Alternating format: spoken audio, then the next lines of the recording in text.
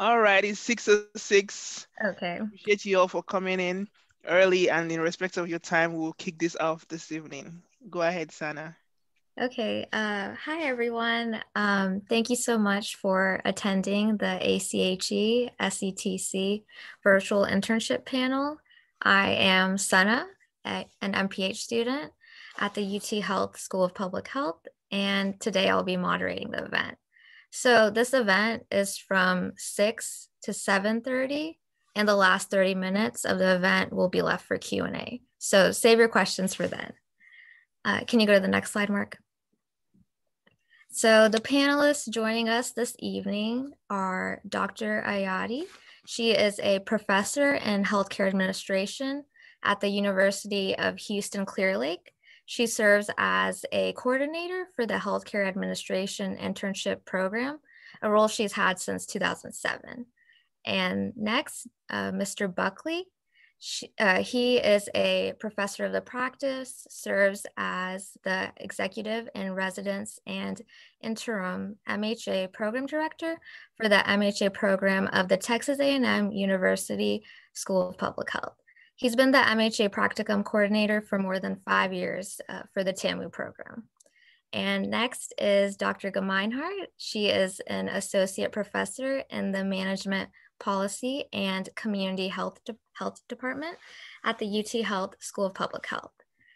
Professor Topinka is a retired military attorney and now an assistant professor of the practice at Texas State University. He is also an adjunct professor at the University of Incarnate Word School of Healthcare Administration, where he teaches health law for healthcare administrators. And lastly, Dr. Tyson is a visiting assistant professor of healthcare administration in the Texas Women's University College of Business in Houston, Texas. Thank you so much to all the panelists for joining us today. To start this off, I wanted to ask all the attendees to how many of y'all have actually done an internship? Just put in the chat box.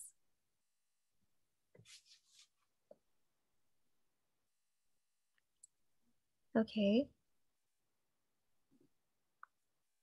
A couple people have, some people haven't. Okay, so looks like a mix. Okay, thank you so much for sharing. The first question I would like to ask all the panelists is, what exactly is an internship in healthcare? And this is open to everyone. Do we go in order? Alphabetically? Sure, we can start with you, Dr. Ayati. I'll start. For me, an internship, welcome everybody. It's a pleasure to be here today. I've been managing the internship at U of H Clinic for a long time, since 2007, and we keep revamping and revising and changing. So I'm really happy to be here to share what we know and what works. It's really an opportunity to be in a healthcare organization and learn by either you have specific projects or you're just shadowing an executive or whatever it is, but it's an opportunity to immerse yourself um, in that environment and learn things. In fact, I tell my students, if you can't find an internship, first go volunteer there, and then while you're volunteering, you will identify a project that you can call your internship. So that's the short of that. Thank you, Dr. Ayati. Would anyone else like to add on? This is Professor Topinka. I know my students that are out there know that Texas State, we actually have internships, which are considered part-time. And then we have actually residencies, which are actually a 40-hour minimum work week. And you work hard for a full semester. But what I tell my students, especially during our orientation, is that that residency or internship is a gift. It's a gift that allows you to bridge the bubble of academia to the reality of the corporate world, the healthcare world. And how you choose to use that gift is like that little kid at Christmas or holidays when the kid gets the gift and plays with it for a little while and then puts it on a shelf and never uses it again. That's not what you do with a residency or an internship. You take advantage of that gift and you use it and learn and impress and use it as a tool or platform for your future. Yeah, I'd like to piggyback on what Dr. Tapakina. I'm That's sorry. good enough. Just say, Dr. Tyson, call me Joe. Call me Joe. It's good. Okay, Joe. One of the things, I mean, it's absolutely like he says, it's a gift. It is an opportunity for you to see what you're learning about in action and be a part of that action. The other thing about it is also that makes it that gift. It's also to get your toe in the door to start building your network of professionals that will mean a lot to your career as you go on. Just adding on to those two comments, they're right on target, and actually 3 comments right on target. But it's really a chance for the student to work with a professional, someone there who's a mentor and kind of guiding them along the way, letting that internship or that practice make some mistakes, ask some silly questions that how do these pieces fit together? So that's what makes it such a great learning experience for the student. And the organizations learn as well, because oftentimes they'll look at that and say, you know, we never looked at that. That's a good question. How do we do it differently and better to go forward? So it really works for the students' benefit principally, but also works for the organization's benefit. But it's that mentorship, that direction, focus from that preceptor that makes all the difference in the world, makes a practicum internship a really good one. Thank you for sharing, everyone. I'll just jump in, Sana, before you move on. I would say to my students, it's an opportunity to add lines to your resume that are meaningful, that show that you have experience, even if it's a short-term experience, to work in the field. I mean, many of our students are looking for a transition from another area, or they have had limited work experience. They're looking for something that they can add to their CV or resume that will make them attractive to their first employer.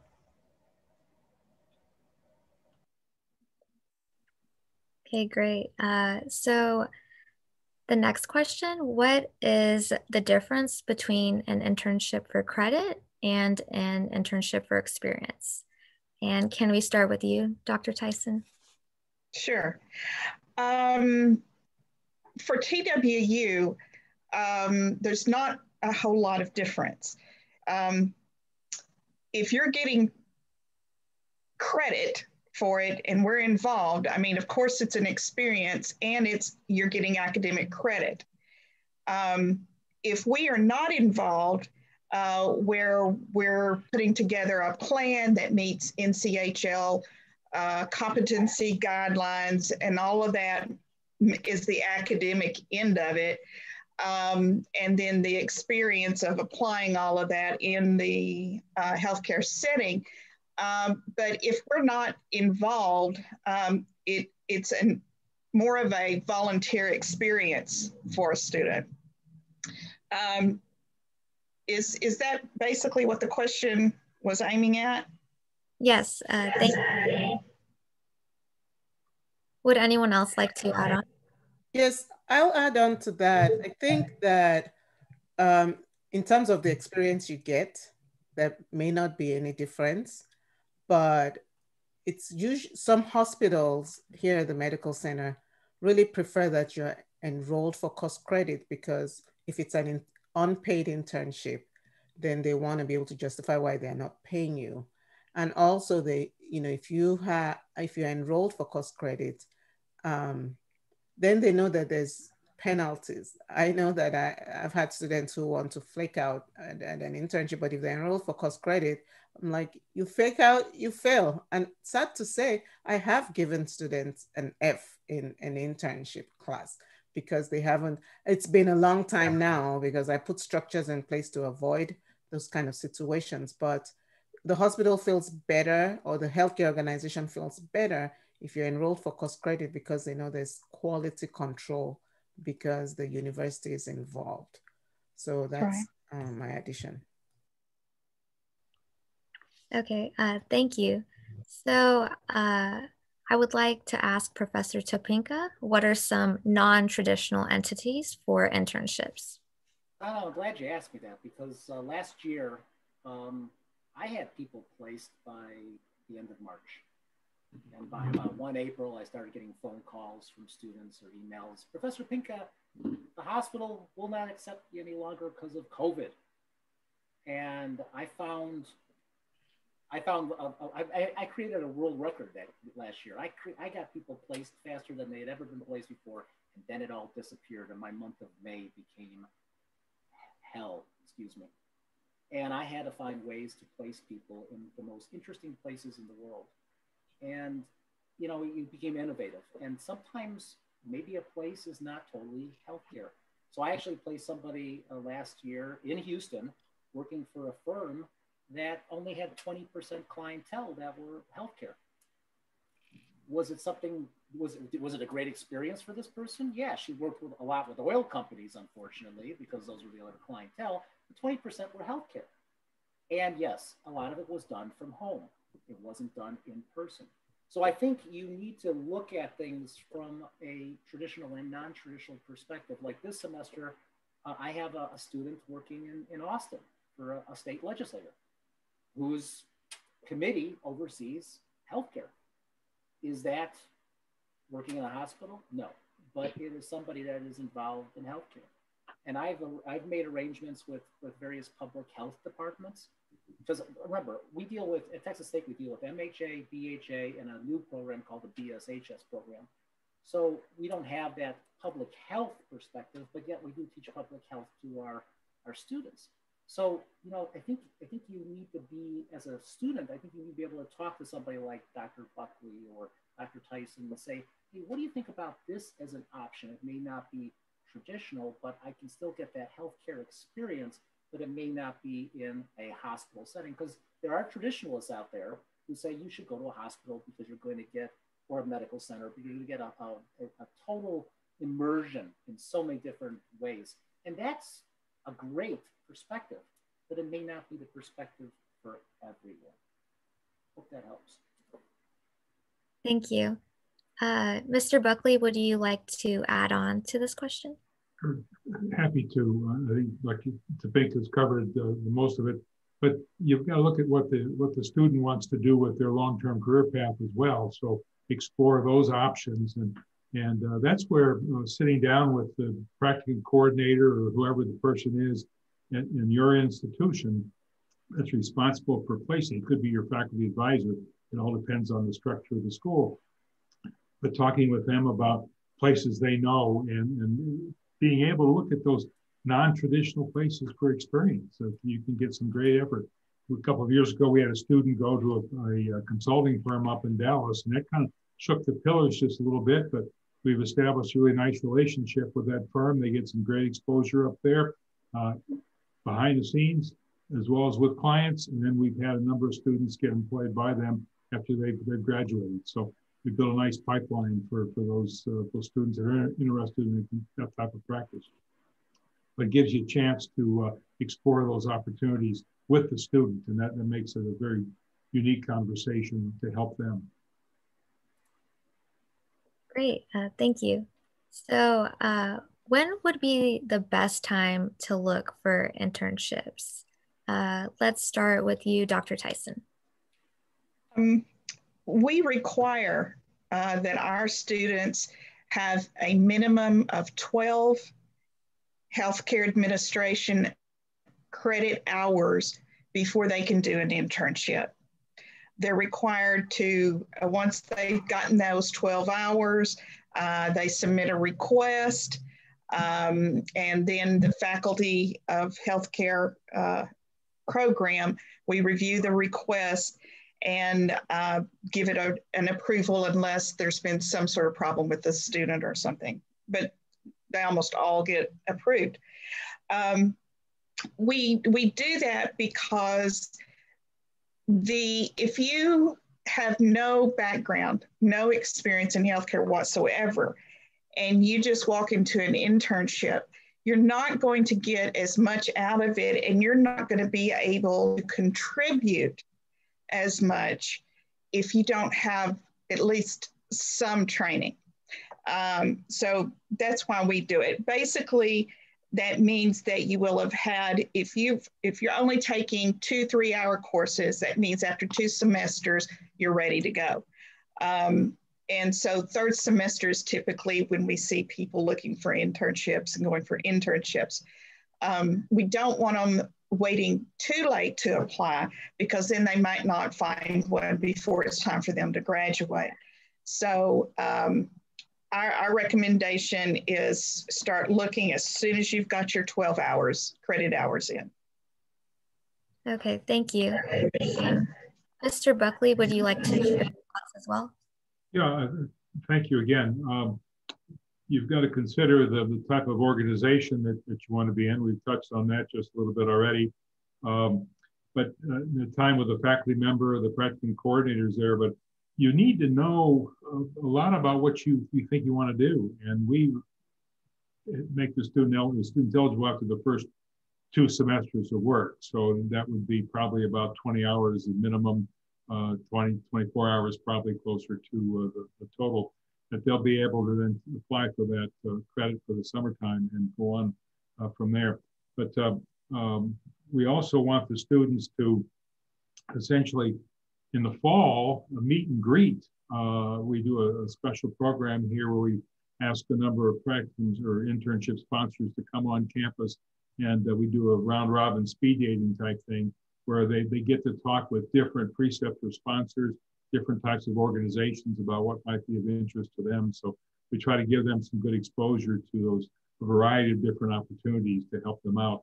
That's in the fall. Then following that, we then work with the student on their choices and more detailed interviews at those organizations that they want to do their practicum in. And that's helped quite a bit, make better choices for the students and build some good relationships with new people. And this is Professor Fink. I will tell you, I tell someone, I have undergraduates. And so I have a BHA program. We're I believe the only certified BHA program in Texas. I might be wrong. If I'm wrong, somebody correct me. But you know, I tell my undergraduates start in high school. And a lot of Texas high schools do have programs that allow them, a lot of students to do rounds. And I say, where's that on your resume? You know, you're never too young to start. I was reared by a politician in Illinois who said, you're never too young to start getting out there in the community. And that just creates great experience. You're the sum total of your experiences. Get out there, meet people, get involved in organizations, and that experience builds up. And the more community oriented you are, I think the better you are in the healthcare field, because you have those people skills. Yeah.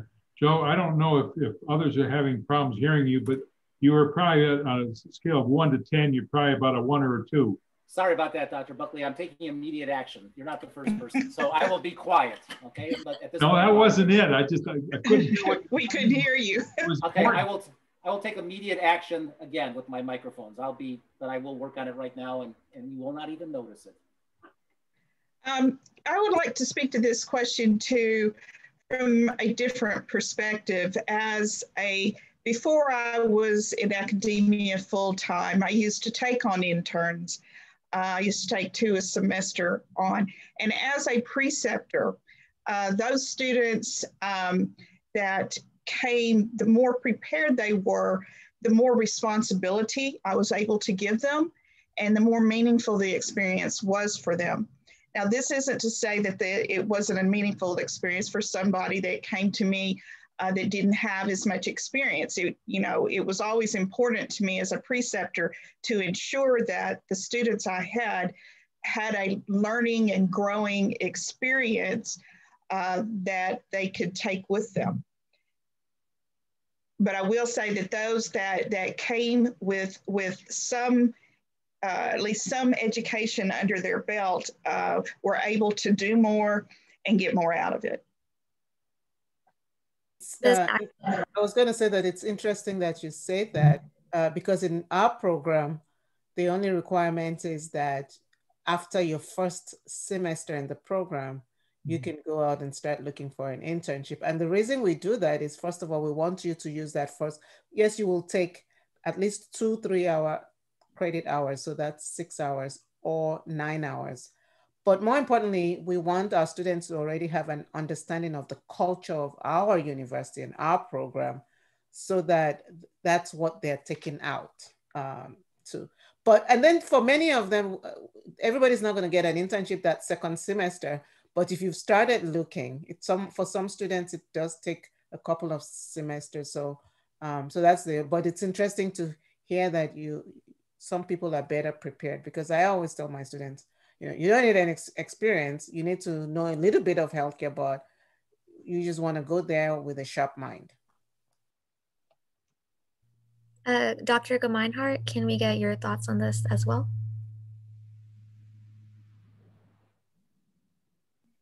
I agree with what folks have said about the time in the classroom, so that you become comfortable with the language of the field. So that is helpful, so that you can then really bring skills to the organization. With master's students in particular, we are asking them to go to provide a service and to provide some value to the organization. They're not there to be sponges. So they really need to have some skills to take with them and the ability to communicate appropriately. You don't want to sit in a meeting and go, I don't know what that means necessarily. You need to have a sense of what some of the acronyms are that you're going to hear a lot. I hear you. I hear you, Joe. Thank you. And I also think you have to have some consideration for what you think you want to do. This is a great opportunity for you to begin to explore what you think are areas of interest. You took one finance class, that seemed like fun, but this is basically, what's it like to do finance every day? So those are my thoughts. Thank you for sharing. Professor Topeka, did you want to add on? What I will add on is that you can never expect technology to work in your favor. So what I would recommend to all of you is, even though you test out the technology like I did ahead of time, you can never depend on it.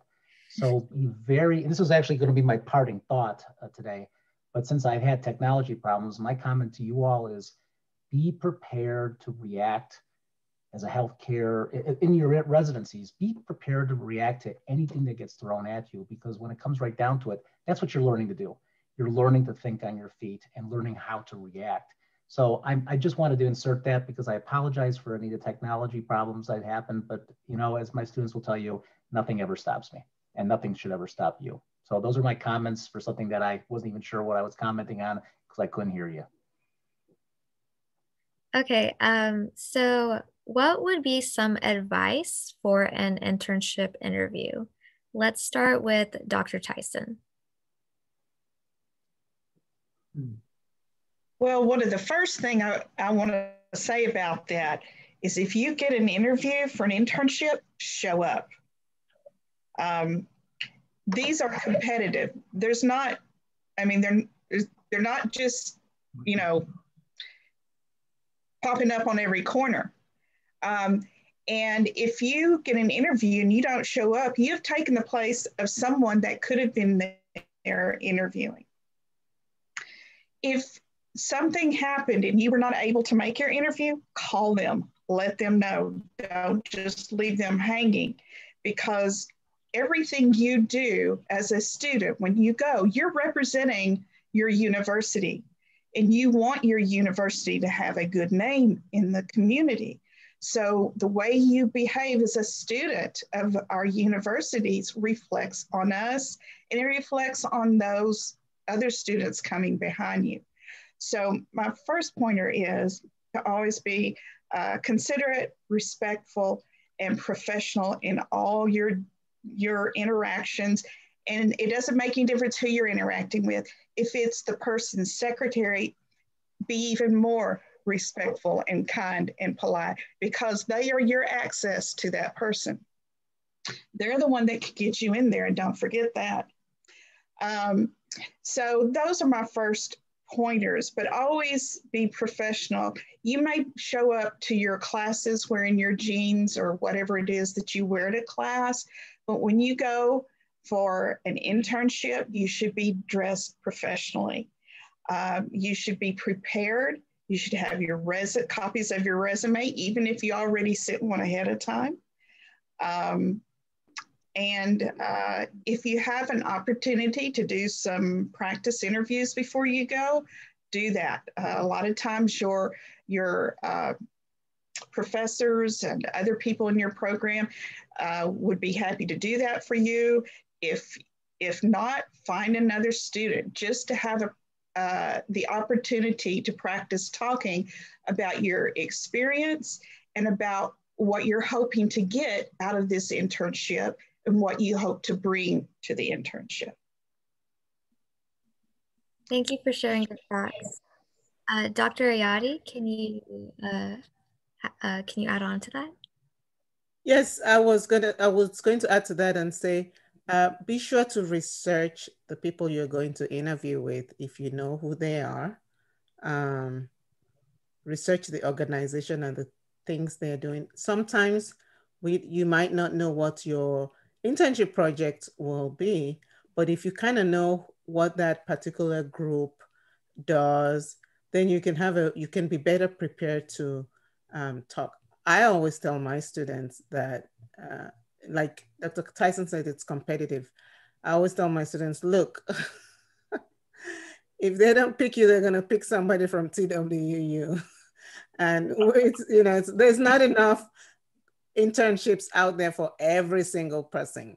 There could be, but if there isn't, then when you get that opportunity, you're called, you want to make sure you shine to the best that you can. So, because there are other students from other schools who are also applying for those internships and who are getting those internships. So at least don't get it because you didn't give your best. So research the organization, research the people who you will be interviewing with, dress sharp, like has been said, find out what know the difference between an academic medical center, for example, versus a hospital, and have a sense, even if you don't really know much, of why you want to be at that particular organization. So make them feel special.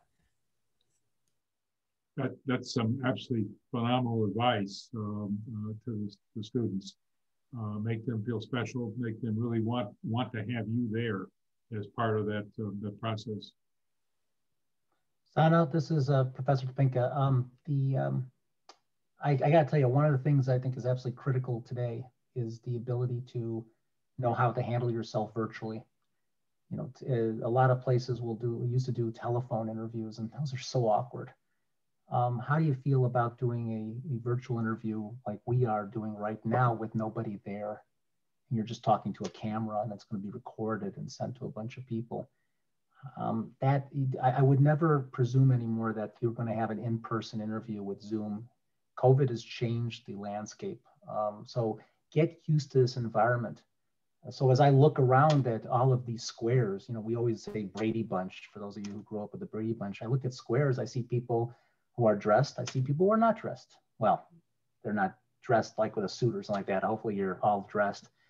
And if you're not dressed and you're on the camera, that's close to being Zoom bombing. That's not what you want to do in an interview. So I would recommend that you get used to this virtual environment for interviews. And the other thing too is never, ever, ever, and I know my students know what I'm going to say next, never, ever, ever go to an interview without prepared questions for the people interviewing you. Never, ever, ever. When you are asked, do you have any questions for us? Never say no. Never say no. Have a pocket full of questions ready to go. Why? Because it shows that you're engaged and you've done your research. Never, ever, ever do not have questions at the end of an interview. Thank you for sharing. Dr. Gemeinhart, would you like to add on as well? The advice that's been given has been terrific. I think I would only suggest one additional approach, which is perhaps to find another student that has already interned with that organization to give you a sense of what their experience was like. With the some of the organizations in the Texas Medical Center, they have a very structured program versus some of them having unstructured programs. So think about what is best for you and why that would work best for you. For example, Memorial Hermann just posted that they have a number of opportunities coming up, but Methodist typically has a large group of interns in the summer as well. And some people are more comfortable because they have other resources to work with, other colleagues to be able to meet in the cafeteria. So think about what's important to you in terms of emotional and professional support. Thank you. So next question, what is some advice for writing internship resumes and cover letters? Let's start with Mr. Buckley. Thank you. Be sure that you've studied the job description, the role description for that internship, the things you'll be exposed to. You want to be able to, in your cover letter, touch on those points and how you can help them and where they can help you in the cover letter. Your resume should identify opportunities if you've done work along those lines before.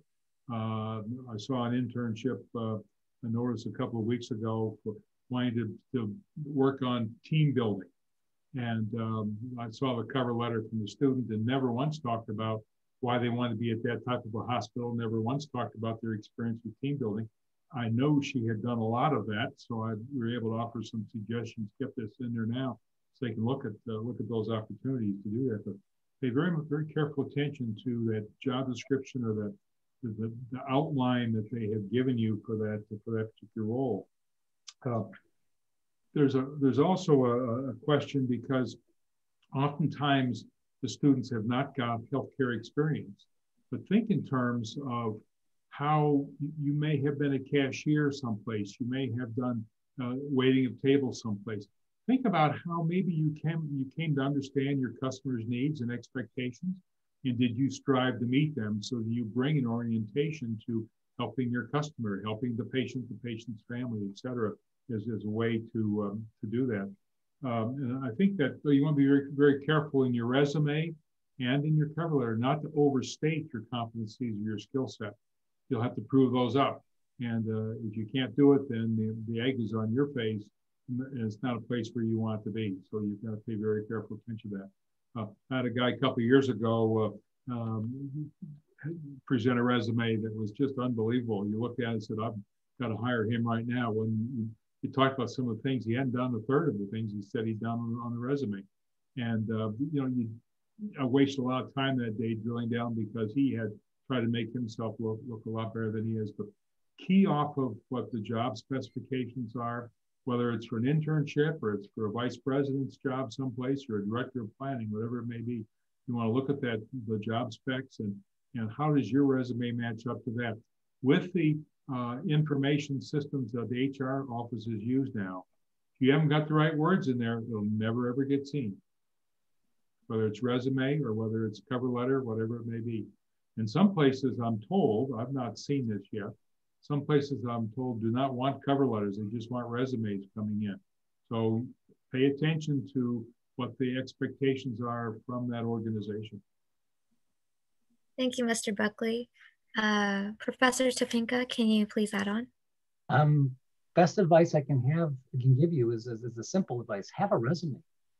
I think some of the professors are going to laugh because they know what happens. I have students walk in my office at the beginning of our preparatory semester, and it's like, I say, where's your resume? My resume? Yeah, where's your resume? Should have had a resume years ago. I had a resume when I was in high school. Now, some would say that's type A personality, and so be it. But I would recommend you have a resume. That's a good starting point. The other thing, too, is cover letters are, I've talked to a number of preceptors, and one of the things that preceptors tell me is if they do have cover letters, there's a reason why. They want to see how you write. Can you write well? Did you see what I just said? I said, do you write well, not write good? Do you write well, not good? I'm talking adverbs and adjectives here. I have seen pronouns with no antecedents. They're like orphans on a cover letter. Those pronouns have no homes. Those poor pronouns. You got to be careful about that stuff when you're writing your cover letter. And I have students right now watching that know what I'm talking about because I've helped them with those cover letters. These preceptors are looking to see, how do you communicate in the written word? Be very mindful of that. Do not be ashamed to ask for assistance with a cover letter. And furthermore, remember, when you're writing a letter, even though you might be scanning it, you're still using the old practices of letters. So when you say you have an address, like a date, an address, maybe a letterhead with your name on it and contact information. But don't say, "Dear Memorial Hermann Hospital," because hospitals are inanimate objects and you're probably not going to get a response. Address it to a human being. You should do your research as to who that letter should go to. I saw a letter once like that, and and I called up the student. I said, "You just sent me a letter to a hospital?" Hospitals don't respond to letters. People respond to letters. So always have that sense. And there's nothing wrong with asking somebody like Dr. Buckley or Dr. Topinka, "Hey, could you look at my letter?" Don't feel ashamed about that. I ask people to look at my stuff all the time, especially my wife. My wife is the best proofreader in the world. I can't tell you how many theses she's read, and she's still with me. So remember that. It's important to have somebody look things over. I was going to add to that, Sana, especially I wanted to build up on what Professor Topinka just said. I tell my students all the time, be resume ready. And what that means is, if you find an email about an internship opportunity at 4 o'clock, be ready. Ready means your resume is ready to go out at 4:30. You don't need half a day or 2 days to update it. Go to the career services of your university, have them look at your resume. Always be updated. But when they look at it, they look at the way you formatted it, the way the words you choose to use. You can't believe how many times I look at some of my students' resume, not everybody, and the degree is not even written correctly. And I said, no, I'm not sending this resume out because the preceptor I'm sending it to is an alum and they know what that degree looks like. So go research it. And it's just those little things that people have not paid attention to the detail that tells a lot about you. Pay attention to detail and make sure you have the dates right. Like that has been said, have somebody else with a fresh set of eyes look at it, even after you've sent it to the Career Center. But always, always, always be resume ready. Thank you, Dr. Go ahead. Just going to make one follow-up point. This is something, again, that I find that students don't think about as much, is send a thank you note. When you get that interview and you have that interview, send them a thank you note. I know it seems old-fashioned, but a handwritten thank you note, it gets remembered, it gets stuck to your resume, and it goes a long way to letting them know what you appreciated the time that they spent with you, what you got out of the experience, what you see as a linkage between what you want to do and the organization, and that you are interested in hearing from them. But I think it's taking the time to write a handwritten note and send it, which means you have to collect their name and address, which is always useful to have as well. But it's really a step that says you've gone above and beyond than just shooting off a text or an email to add to their burden. That you really appreciate the time they spent with you on that, for that opportunity. The question about, and the comment about detail, just a humorous note, as I've looked at resumes, I've seen students say they're getting a master's, apostrophe S, of health administration. They're getting a master's, no apostrophe. So I ask them, what's possessive about it? Are you getting 2 master's degrees here? You know, and Dr. Ides' comment a moment ago was right on target. You've got alumni and people who know and value that degree and that title. So don't ruffle the feathers. Don't push the water in the wrong direction. Get it right the first time.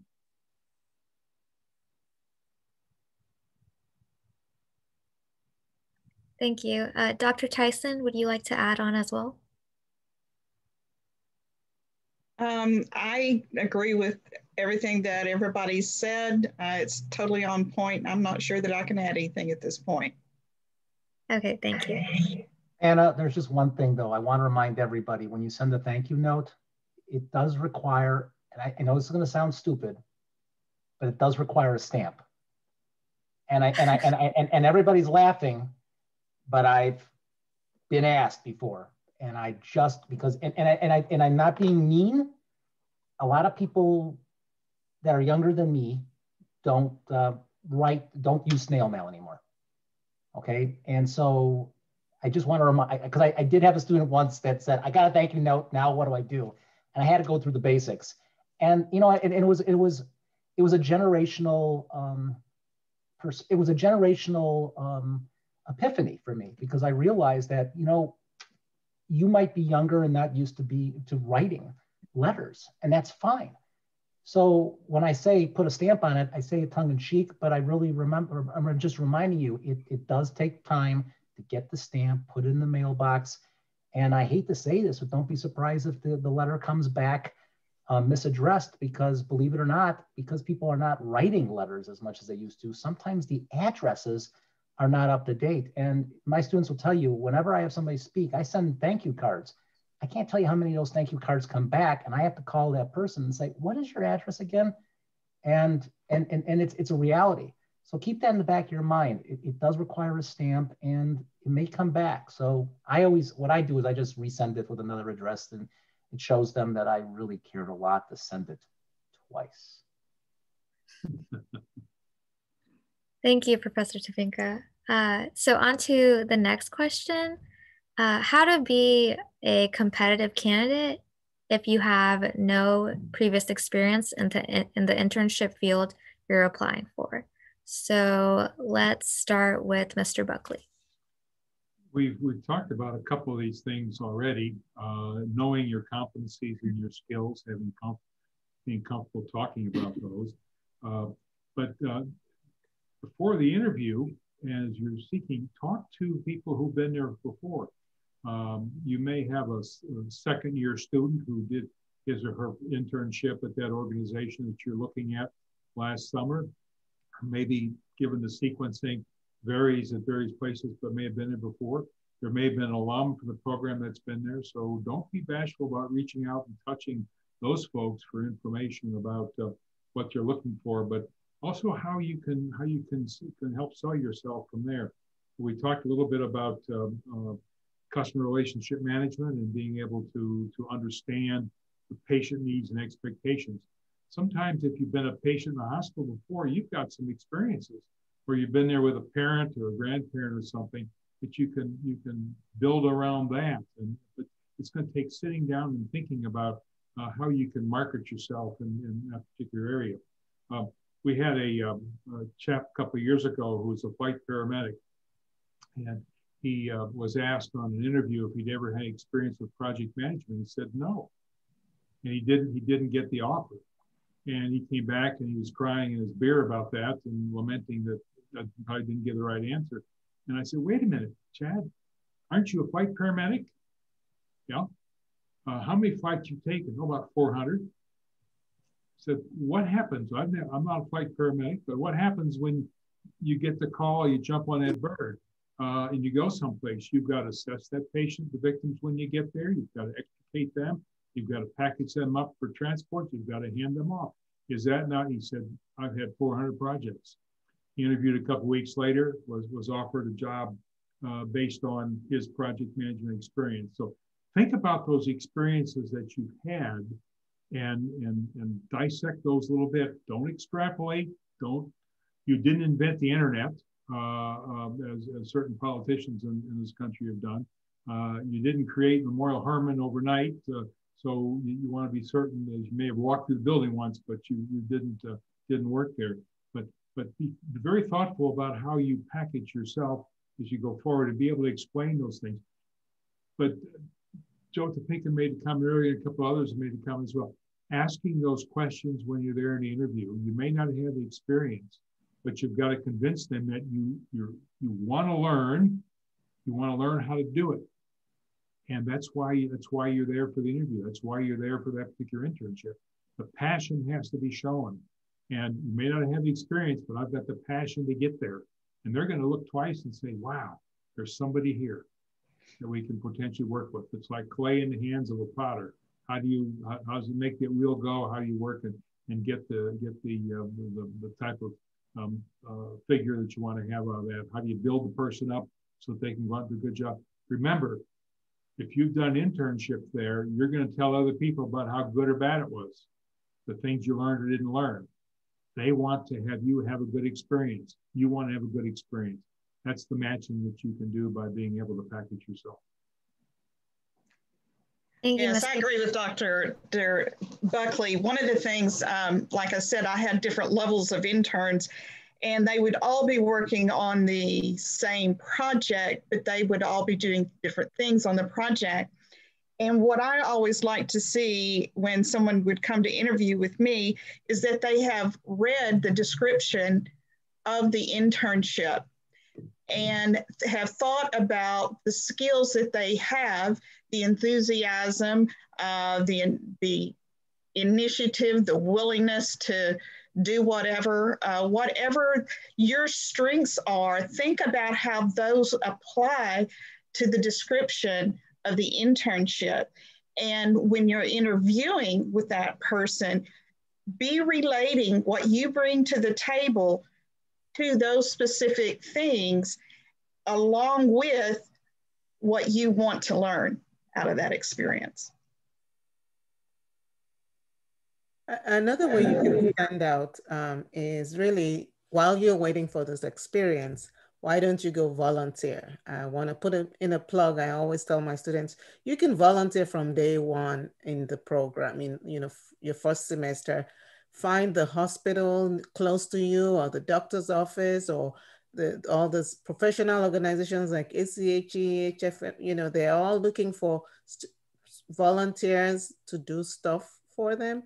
And by doing that, you find things to put on your resume so that you can stand out. I always tell my students, when I look at your resume and I want to write a recommendation letter for you for a fellowship or residency, I want to be able to say that you demonstrate your commitment to healthcare by volunteering here, and there. So go do that so that you can begin to build, even if you're at the hospital, wheeling out the patient to their car, even if that's the volunteer, that's a place to start. You become a member of the family. And then when you identify an internship opportunity, just because you happen to go there twice a week or three times a week, you can come to them and say, hey, how can I help you do this, organize your supply room, it's so messed up. And can I call that my internship for my university? That's a place to start. So you get that experience,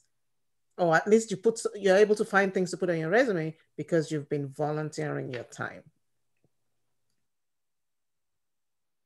That's an excellent comment. I want to just tell a little story that supports that. I spoke earlier this week with a regional director from the Red Cross, and she talked about this 14-year-old boy who came to volunteer with the Red Cross. And, young people have these mad computer skills, right?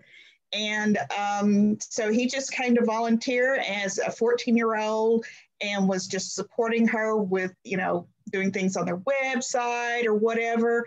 And he established a relationship. And now when he's going to college, she's writing him excellent reference letters and so forth. So yes, those volunteer opportunities can be your ticket.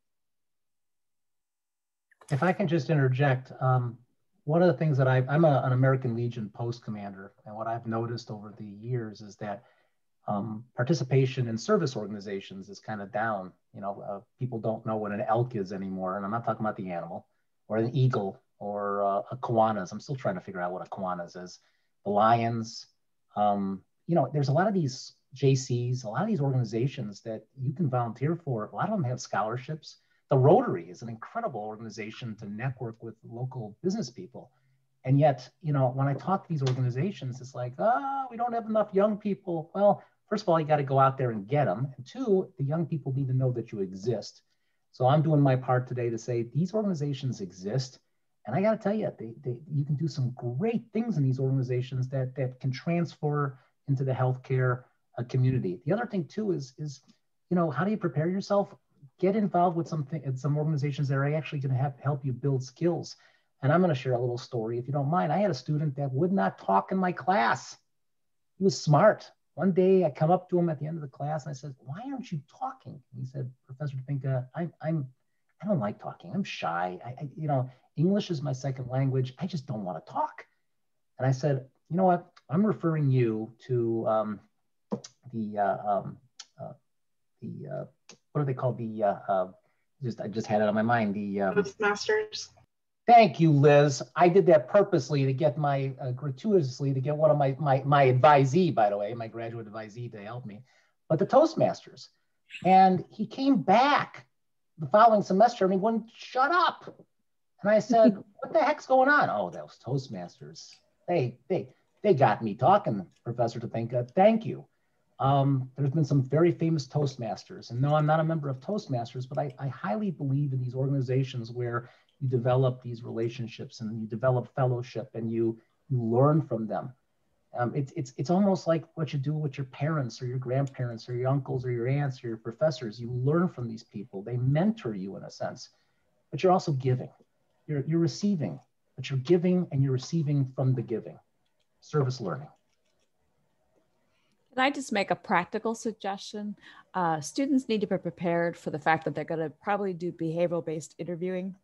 They need to have, and you can Google it, but typical behavioral-based interviewing questions are asking about what's an example of an experience that you've had where you've had to deal with conflict. How did you deal with it? How did the results come about? So it's really helpful to, in your preparation, have in your pocket and top of mind those kinds of situations. Where you dealt with conflict? Did you have a team experience? How have you learned from failure? Because those are the types of questions you're going to get. And the easier it is for you to access those questions in terms of responses, because you've thought about it in advance, you'll find it much easier to come across confidently in an interview. That's a great suggestion. I would just add one point. The person who's interviewing you probably began where you are, without a lot of experience. The tables have just been turned by years, by experience, by exposure to the challenges of day-to-day operations of a healthcare facility, whether it's long-term, acute care, whatever it might be. But just keep that in mind that they may have started exactly where you are today. Okay, so we are towards the end of the panel discussion. I would like to ask if the panelists have any final words of wisdom for internship seekers. Let's start with Dr. Ayadi. Yes, thank you. I was going to just say be proactive. Don't wait for your university to find that internship and give to you. You can also look for internships and then bring to your professor and say, "Hey, can I do an internship here?" And some of my more interesting and exciting, unusual internships have been students going out to go look for an internship on their own. How do you look for an internship on your own? Ask your classmates. Some of your classmates are working already in internship organizations, and the other examples I've already given. And the final thing is that I wanted to say is that I'm very big on Preceptor evaluation form for an internship. I insist that my students bring back a Preceptor evaluation form. I have structures in place to ensure that that happens. And once they give their Preceptor the evaluation form, I follow up with an email to say, "Please take the time to evaluate my student," because that's the best time that you can hear the feedback about here's what works, here's what doesn't work before you get that job. So I always tell my preceptors, please take the time to meet with the students. Now you don't have to even sit with them in your office. You can do it on Zoom and give them feedback so that they can improve. There's nothing worse than you go somewhere, there's some behavioral stuff that's not so great and nobody bothers to tell you. How are you going to improve at the next job? So Preceptor evaluation form. In fact, I make my students write on it. If you don't, you get points taken away. What was your, give me your own feedback about your internship. This is different from their journal or whatever they submit, but I want to make sure they've seen the preceptor evaluation form. And many times, because of that intervention, the preceptor does get to sit with the students and say, here is your strengths, and here are areas you can work on. Thank you. Do you have any thoughts, Mr. Buckley? Just one. I didn't think about this until this evening. We had, in a prior life, we had a student from another university, not one that we're familiar with this evening. As an undergraduate, final semester of his senior year, had to do a full semester internship for the hospital. Spring break week came along, and Monday he didn't show up for work, for his assignments. People called home and checked him, no answer. Or Tuesday, he didn't show up, and they called me and said, we're worried about him. So we sent the police out to do a welfare check. Didn't see anything at the house, anything that was out of order or anything else. He finally showed up on Friday, and the spring break for the university. The organization did not take the spring break where the university does. So you've got to be certain that you pay attention to those dates, those programs. If you're supposed to be there Monday through Friday, if you're supposed to be there Monday, Wednesday, and Friday, whatever it might be, make sure that schedule is understood and there are holidays and not holidays in there. But it's something that will make a big difference on that evaluation when it comes in.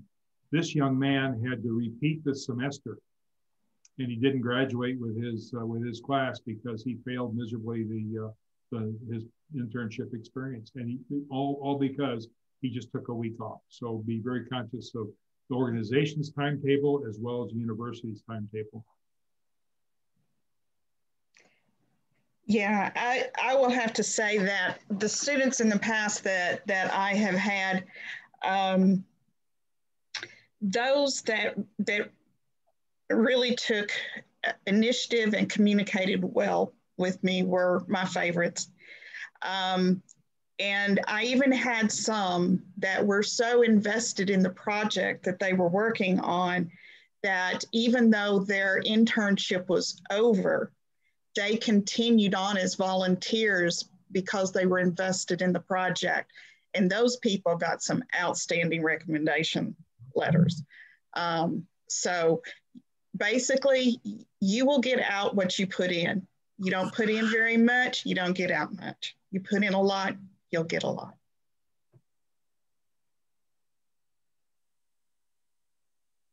Thank you. Dr. Gemeinhart, do you have any final words of wisdom? I think it's been said a number of times, but I'll reiterate it. I think it's taking initiative. Oftentimes as an intern, you're assigned specific tasks. And when you've completed those tasks, don't be tempted to spend that time on your phone, Googling your friends, whatever you do. That's what's gotten the only student I've had fired from an internship fired was basically, she said, I finished my jobs I was supposed to do. And I just sat there and worked on my phone. You're missing a tremendous opportunity if you're in an organization to wander into an office, to sit down and talk to someone, to find out what they do. Don't use that time to catch up on your Facebook or whatever it is that you do these days. Please take initiative. There's always something else to do. There's always someone you can learn from.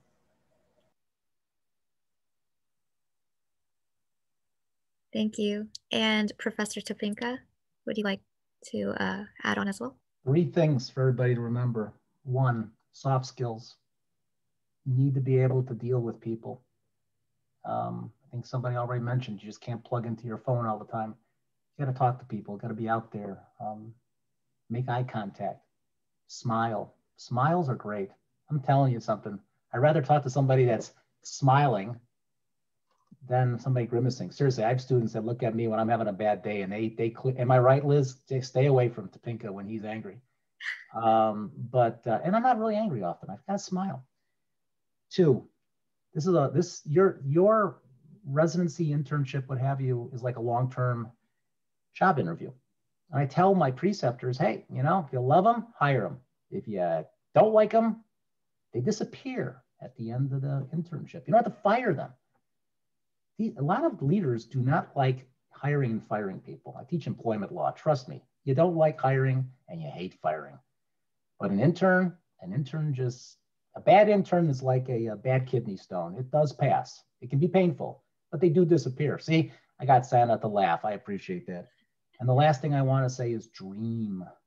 Dream, dream, dream. I have had students come to me, you know, a couple of years, they're junior in the program. They say, I want to go to the Cleveland Clinic. I want to go to the Mayo Clinic. I had one student who wanted to go to Canada. I worked my butt off to get him into Canada. Didn't work out, but I tried, and we started early on.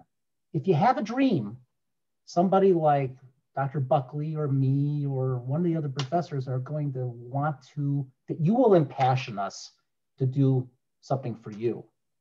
And I just think dreaming is important, and there's nothing stopping you. The only thing stopping you is a no, but you can't get a no if you don't try to find a yes. So dreaming is absolutely important. So I have to say, oh, thank you, Grace, for that kind hand. I appreciate that. You got a dream. You got a dream. Okay, thank you, everyone. So this is the end of the panel discussion. Now we'll be starting the Q&A. So just put your questions in the chat box.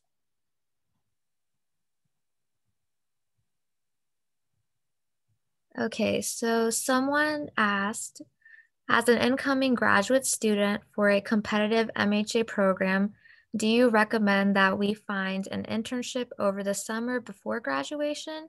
Or do you recommend that we take time to rest during the summer before graduate school? I'm an undergraduate student who graduated in 3 years, and I'm unsure if I should go for experience or rest this summer.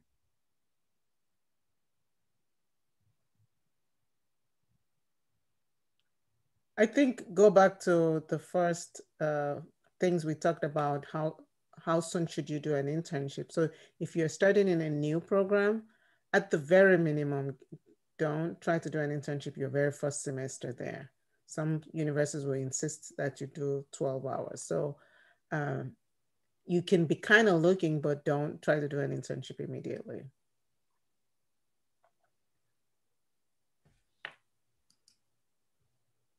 Thank you. Would anyone else like to add on? I'm not sure rest is, you know, I'm not sure what resting is. You know, somebody once said, it was some movie, it was some war movie. They said, you'll rest when you're dead. I'm not sure that's a way to respond, but somebody also once said, it's not the destination, it's the journey. You know, that journey should be a continuous thing. You know, so what do you add to that journey? Do you just want to rest? And, you know, if you're going to take a trip around the world and that's your rest, do it. I'm all for it. But, you know, taking a break, you know, you can take a break for a week. You'll feel good. And then go at it. I would be involved. I would be engaged. Why? Because that's just me. And so if a student asks me what they think, I'll tell some of my students right now when they graduate, you know, and Liz will tell you this, because I've told her this a few times, rent an RV and see the country. That's rest. Take a couple of weeks off and go to the Spam Museum up in Minnesota or something, or go to the Grand Canyon. That's a rest. Then get back to work. Why? Because it's the journey you're on. It's a continuous journey. Mm-hmm. I think it's a good time to start some of the volunteer experience. And just, again, you're meeting people, you're there helping folks.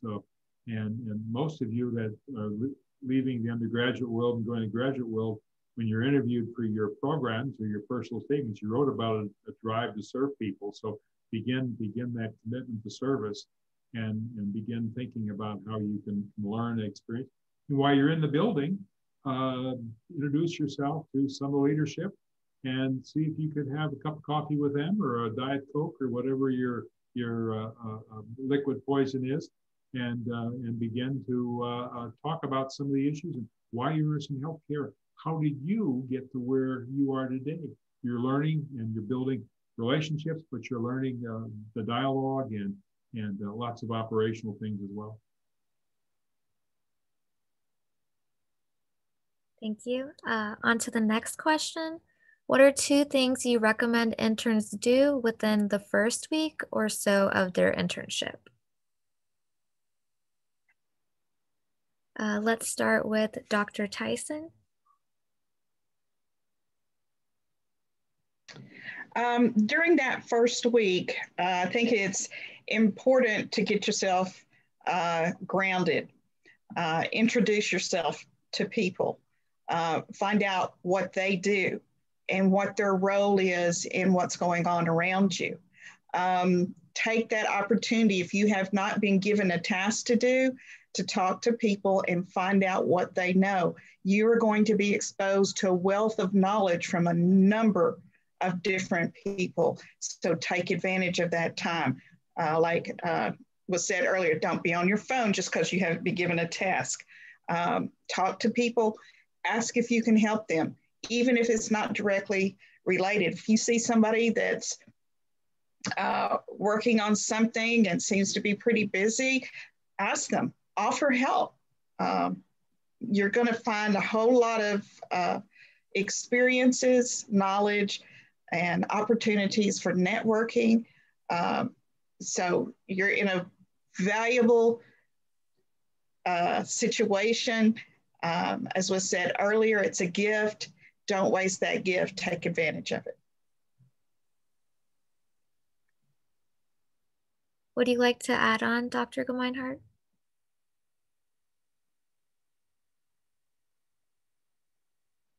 I agree with that, Dr. Tyson, in terms of speaking to as many people as you can. I also encourage those of you working in large organizations to spend a lot of time finding your way around. Even if you haven't started your internship yet, there's nothing wrong with cruising the halls of Memorial Hermann to see if you can figure out where critical parts of the building are. The great thing about working in hospitals is they're largely open environments. So if you look purposeful, like you know what you're doing, you can wander and learn a lot about the organization just by being present. Oh, Pam, that is so on target. I was going to say get lost. Just get lost in your, when I was working as a general counsel, I was also working on my MHA at night school, and I get lost trying to find my clients. And then when I visited Houston a couple of years ago, I was just drenched in my suit coat. I told Mark this. I was just drenched. I'm walking all these hospitals and I'm getting lost. And somebody said, hey, you know, there's this tunnel here. It's like, there is? I can be in air conditioning? That's called getting lost. I learned some very valuable, you can learn a lot of valuable lessons by getting lost. And then the other thing I would tell you, Catherine, and I think I've already told you this before, but I'll tell it to you and everybody else. You should hit the ground running. You should already have kind of got a plan beforehand. And I always tell my students to talk to your preceptors ahead of time, maybe meet for lunch, have a Zoom meeting. So that really that first day isn't like, hey, I'm here, what do you want me to do? That should never be the question you ask. It should be, hey, I'm here and I'm on target. Thank you. So on to the next question.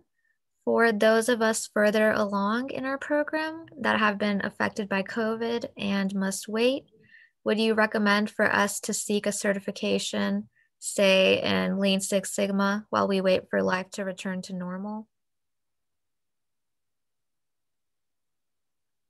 I would look at the Lean Six Sigma certifications. There are some certifications from the American Society for Quality that you can apply for and develop from your quality and performance improvement classes you've had, the work you've done, and maybe some things that have been part of an internship or a residency program. And I would also look to project management certification through the CAPM and or ultimately the PMP certification that's out there. But nothing like getting a start now and getting those things done so that when you get to that institution, whether it's for your internship, your residency, a fellowship, or a first-time job, you've got those credentials and you're ready to do just what Joe Topinka talked about a moment ago. You hit the ground with your feet running and moving fast.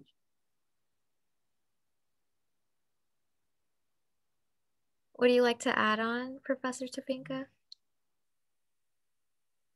No, he just took the words right out of my mouth. Okay, so in an interview, what's the difference between a stellar interviewee versus another candidate?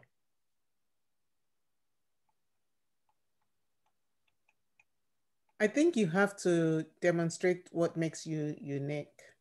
You can't be just your resume, even if it's not, even if you haven't done much. So you've been doing, hopefully you're doing some of the things we've recommended today. But even then, what is it that makes you you? And how do you link that to how the organization can benefit from uniquely you? Rather than just, they ask you a question and you just give some very blasé responses. Stand out. Yes. Well, one of the things that, I cannot even begin to tell you how many people I've interviewed in my life. There's a reason I have gray hair. But the ones that have always stood out to me, and you'll be surprised how few people actually do this, are the ones that did their homework on my organization and on the job. And so they come knowing something about us, and they're able to dovetail what they bring to the organization with what we're about. So do your homework. Know what you're not going to ever know totally what you're walking into, but you should really have some knowledge about that organization before you show up for an interview. Can I add on to that? I think one of the things I see in candidates that are effective is their body language when they interview. They have to look enthusiastic. You have to sit up straight. You have to lean forward. You have to look like you want to be there. It's your impression management is absolutely critical. So many students, unfortunately, have developed, because part of being a student and you're wearing your jeans and your PJs to class, is body posture that doesn't reflect professionalism. You want to sit at attention. You want to lean forward and lean into the interest of the interviewer. So really show in your person that you really are a good candidate.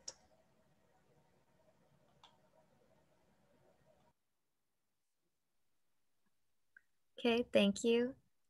So someone asked, what would you recommend to do differently for follow-up after a rejection post-interview rather than an acceptance, but you still remain interested in the organization? I think the first thing you want to do is thank them for the consideration, even though it was a negative consideration for you, but you still thank them for that. And ask if you may periodically be in touch to just learn and keep in contact. But a lot of people I've seen done, they've reached out to folks on LinkedIn and gotten connected with them during that interview process and afterwards. So there's a continual potential for dialogue there. But just because they said no now doesn't mean they're going to say no again in the future. That's true.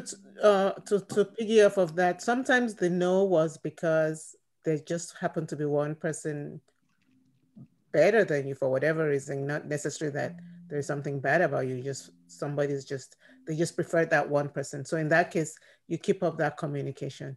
Sometimes it's because of something about the person they interviewed that you need to improve on. So it's very useful to be able to distinguish between those two, and how do I find that out, that I didn't get the job, not because there's somebody just really, really better than me, but that there's something I need to be working on, so that if you want to maintain relationship and hope for a job in future, that you're at least using this time to improve on those things, maybe your body language or your communication skills. The difficult part is the art of trying to figure out exactly which one of those is. So finding a way to ask, maybe not necessarily the big boss you interviewed with, or maybe it's somebody closer to your, maybe the other person who's not the big boss, to say, is there something you think I can improve on the next time I interview? That way, that's a way to give them the opportunity to give you honest feedback. If they may or they may not, but hopefully they do, then you know what to improve on. You know, they may say, oh, well, yeah, your resume or your cover letter didn't show your passion, something like that. So find a polite and tactful way to get feedback when possible. I agree with Dr. Ayati. You're a student, you can ask for that feedback. When you're not a student, you may not get that feedback because there's liability issues that stem from asking why you didn't get a job and stuff like that. But as a student, you can get away with that, and it's very, very, very meaningful. One piece of advice I would ask you all to consider, and again, sometimes my advice is very simplistic, but it's based on, you know, being a lawyer for years in the medical environment. Eye contact. I have actually been with students and have done this, you know, because they're looking this way, and I'm like, hey, where are you going? What? No. And they'll say, what are you doing, Professor Tinga? I'm trying to get your eye contact. What do you mean? You keep looking there, and I'm trying to get you to get back here. And they'll start giggling, and that's fine. And it's like, no, I'm serious. You've got to make the eye contact. We are in a society where you go to a restaurant, before COVID, how many of you have been to a restaurant and you've seen a family somewhere and they're sitting at the chairs, and they're all looking at their cell phones? That's what I call a horrible family dinner. No eye contact whatsoever. We've lost that it's back to what I said about soft skills, that art of being human. What is healthcare? It's a team sport. It's about humans being kind to other humans. If you can't give people eye contact, how are they going to react? You're in an interview, make eye contact. So critical. You make a great point. Thank you. So next question, before going into an internship and while working on the work plan for the internship, what are some specific things to keep in mind? And having not much experience in healthcare, how to know which are the projects and specific departments to work for if it's an unstructured internship? So it's a two-part question.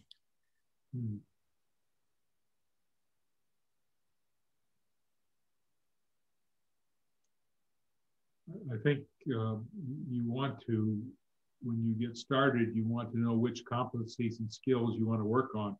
You can't work on all of them, but you 3 or 4 or 5, whatever that magic number may be, and you want to develop projects that are going to help you learn those skills, learn those competencies. You want to be sure that the organization is going to have you do some work, make a contribution to them that likewise will help facilitate those skills. One of those skills is not standing at the copy machine photocopying stuff all day long. It's out talking to people, it's out engaging in specific tasks that will get you in front of people with physicians, with clinical caregivers, whatever the project may be. You need to be out there in the front lines with people. And again, that's where the preceptor plays such a great role. But you want to have some ideas as the types of projects that you want to accomplish that will help your skill set. But you also want to talk to your preceptor and know the kinds of things that they want you to do that will help you develop your skill sets as well. So if you put those two things together and you've got 3 or 4 or 5 projects over a semester or over 2 weeks or a month, whatever it's going to be, make sure it's a reasonable amount of assignments, because if you have too many, you're going to fail. And you don't want to just skim across the ice hoping it's thick enough to support you. But work on those things that you want to develop and be able to talk to your preceptor as you're setting a practicum or internship in place.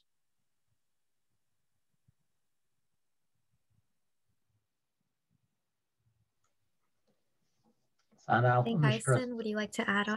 Oh, sorry. No, go ahead. Okay, or Professor. Oh, there was a pause and I filled it, and I won't fill it. Let's turn it over to Dr. Tyson. Oh, fine. I'll say the story, fine. So I had a student call me up one time during her residency, and she said, Professor DePinka, I have been told to deliver mail to all the departments. You know, it was one of these little mail carts, you know, those old, they're still, those people still have those mail carts. They're still out there. And she said, is that beneath me? And I said, nothing is beneath you during your residency. Take that mail cart and be the best mail delivery person they've ever seen. And I guarantee you, people are going to say, wait a minute, aren't you that resident from Texas? Yes, I am. Oh, and you start talking. And the next thing you know is you got a project, all because of that mail cart. I'm telling you, it's the little things like pushing the mail or volunteering for the, the whatever holiday event or serving food in the cafeteria. I'm telling you, it's those little things that you may think is beneath you, but they're not. Because as a hospital leader, as a medical leader, you need to be able to identify and relate to the person that is above you and below you and to the side of you.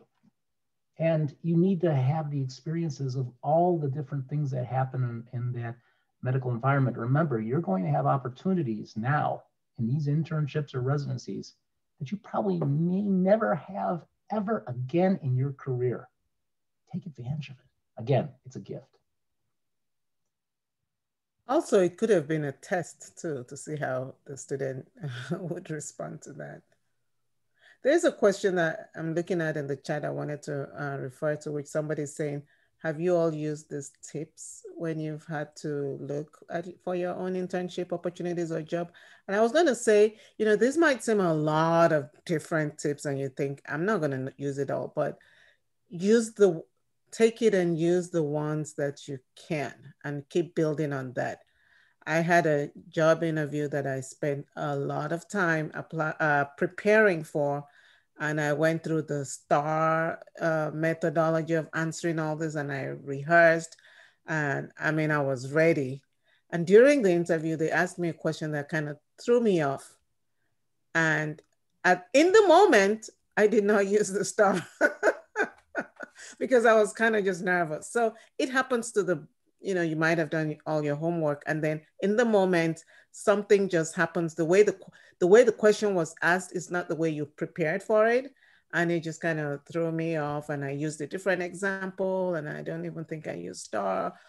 But the thing is, you beat yourself up, but you learn from that particular situation. The next time you have an opportunity, you're going to do it better. You still keep practicing. And all these skills, you build them up over time, but you have to know them and try to use them as much as you can. But don't beat yourself up if you're not perfect in every different aspect. But at least you have an arsenal of tools to begin to build yourself up professionally. Thank you. Okay, so it looks like we're at the end of the Q&A. If your questions didn't get answered, don't worry. We will have another panel. Mark, can you pull it up? Okay, so here are the upcoming events. March 11th is the first quarter breakfast meeting and State of COVID in Southeast Texas virtual panel. It's from 7:30 to 9:30, and the networking session starts at 6:30. And then March 27th, 8:45 to noon, there's a Houston Food Bank volunteer opportunity, and you can register at the website listed. Next slide. Okay, so April 3rd, 9 a.m. to noon, there will be a community service event with local healthcare leaders at Herman Park. And we will have another virtual panel for internships, but with the healthcare organization.